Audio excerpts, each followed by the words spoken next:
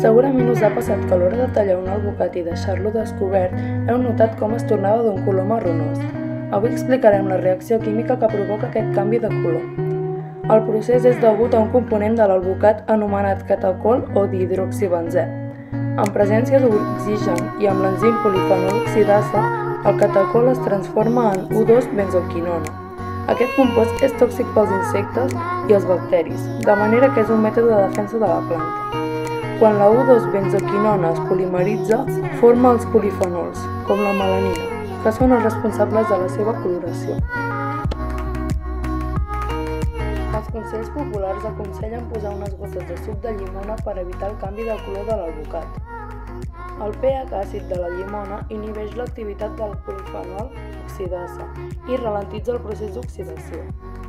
Una altra manera d'evitar l'oxidació de l'alvocat és posar-lo a la nevera, ja que els enzims no funcionen bé a baixes temperatures.